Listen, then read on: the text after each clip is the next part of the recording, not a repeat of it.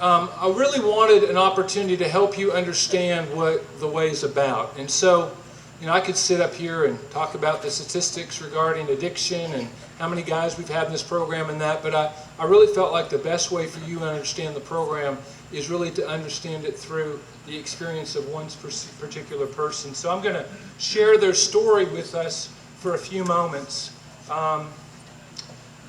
His name is Marko Orrill.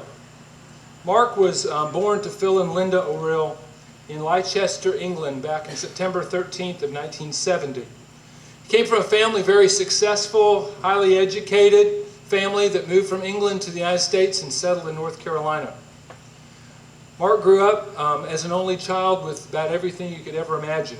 He was energetic, he was enthusiastic, he's charismatic, contagious spirit, and he enjoyed great success. I recently saw his high school reflection when he graduated from high school. It says that Mark graduated from Gaston Day School, where he was salutatorian of the graduating class, a member of the French Beta Bi Psi Chem clubs, president of the student council, Presbyterian College junior fellow, captain of the soccer team, as well as all-region selection for first team. He was also a member of the basketball and baseball teams, named Who's Who of America high school students, and recipient of the Scholar Athlete of the Year diploma awarded by the U.S. Army Reserve. And so Mark was particularly successful, if you get the picture. He went on to the University of South Carolina to play on a soccer scholarship. Unfortunately, when he got to college, celebrating college life was more important than doing college. And so he got wrapped up in fraternity life and party life and didn't go to a lot of classes, ended up losing his soccer scholarship, and really battled through his college years. Actually graduated with a degree in journalism and English. And still in his battle with his drinking, got married, had a couple of wonderful children, and started a very good career. Started his own company, traveled all over the United States, but unfortunately when all of his college friends decided it was time to grow up and quit drinking, Mark found he couldn't. But during that time, Mark still worked very hard to make sure his family was provided for, and his wife and two children lived in a wonderful gated community and enjoyed their 2 Cadillac Escalades and lived a pretty good life. Unfortunately, Mark was never home. Drinking ended up causing him to lose his job, lose his company, lose his marriage, and over time ended up losing everything. The family suggested at one point that maybe the best thing for him to do would be to try to get sober, get involved in something positive, get in the Army, and go to law school. And so he enlisted in the Army and did great through boot camp, was a highly decorated soldier. But unfortunately, he couldn't stop drinking. In fact, he was sent here to Redstone Arsenal, and he said he arrived numerous days late because he was too drunk to arrive. He served here for a short while at Redstone Arsenal, but his drinking continued to get in the way to the point that the Army put him in a few recovery programs for short periods of time. He would get better for a little bit and then go back to drinking again. It wasn't long before Mark found himself on the streets of Huntsville, knowing nobody. All that he owned was in a book bag. He was very familiar with Governor's Drive and Bridges and the Mission. He worked at labor finders because they pay cash. And if he could make $11, he could show up the next morning at the methadone clinic to get his methadone to get him through another day. When $11, when he didn't have it, he found weaker folks out on the streets that he would take advantage of to get the money in order to make sure he had his methadone to get through another day. On January of 2008, he found himself in the Madison County Jail.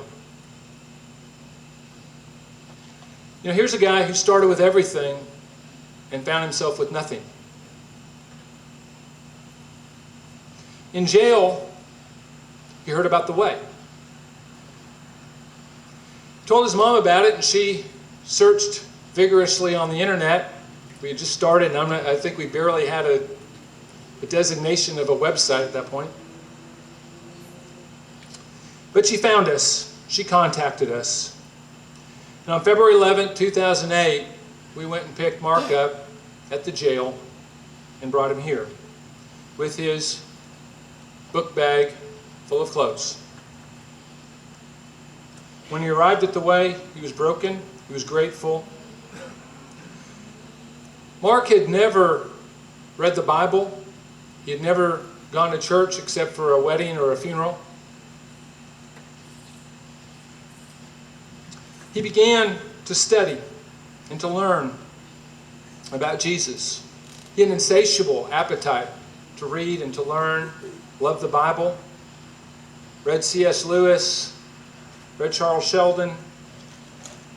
I remember he was the first person that I ever heard ask me where the address of that passage of that is in the Bible, which is how he called what we would refer to as verses and our scripture sightings. He called them addresses.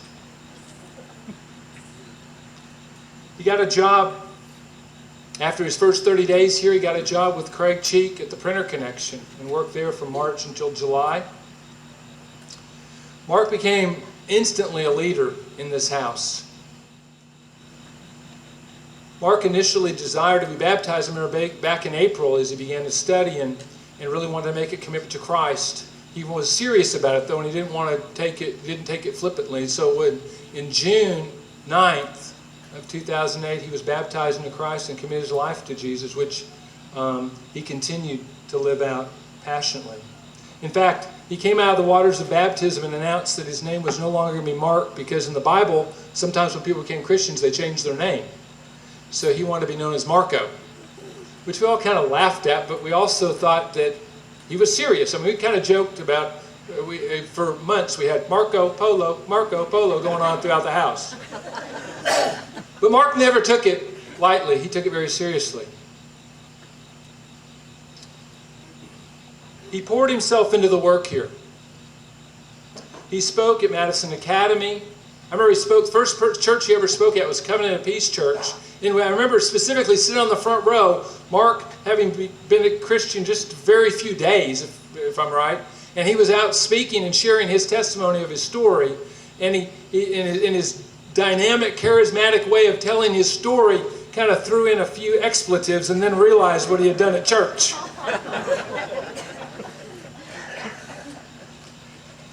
He also spoke at Madison County High School, the Central Church of Christ, and many civic organizations. He was really the first graduate under my tenure here when I came on as a director. He also became our business manager. He became our weekend resident manager. He wrote grants and helped us raise money.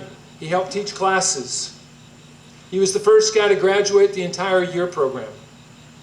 He left and unfortunately stumbled back into alcohol and came back a few months later and continued in the program for another 6 months, and during that time continued to help build this program. In fact, Mark was a part of the first guys that worked on and opened our thrift store.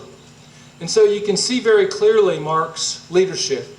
There's virtually nothing that has ever started here that Mark wasn't a part of in the time that he was here.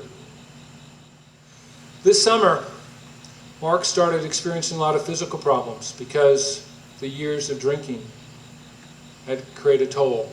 And even though he was sober, his liver began to fail. And even though he was sober, he started getting pneumonia and having lots of respiratory problems and went in and out of the hospital. And I got a call as we were planning this on Monday morning, being told by his parents that Marko had died at 40 years old.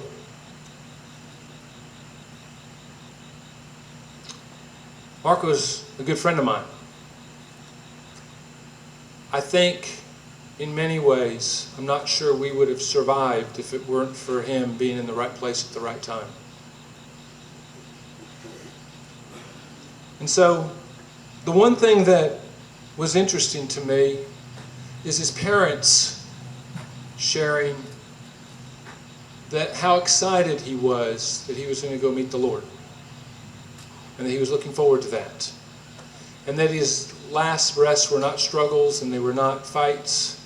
They were peaceful surrender to God. And so a story that starts with riches and seems to end with rags ends richer than it started. And there's a passage of Scripture in Colossians 1 that I just wanted to read. Paul writes, "To them God chose to make known how great among the Gentiles are the riches of the glory of this mystery, which is Christ in you, the hope of glory." See, there's nothing richer in all the world than Christ in you, the hope of glory.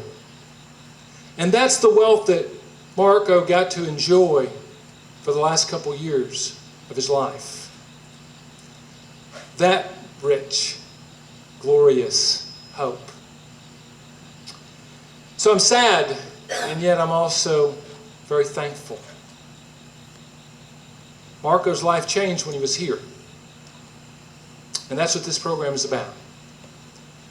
And my prayer is that Marko's legacy, Marko's life, is a life that can be testified over and over again in the lives of the men here at the Way.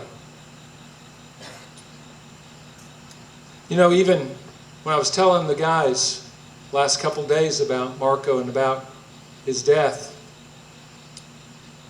Steve Hughes, who's been here a couple of months, walked up to me with Marko's card and said, "I'm here because of Marko from Florida." And so, you know, my prayer is that that kind of a legacy will continue to live on. And really, our request tonight is that you join in Marko's legacy. That tonight we really wanted to make it a time to honor him and ask that the contributions that are given tonight are going to be made in Marko's name as we start tonight the Marko Orrill Memorial Fund to help continue Marko's legacy at this place.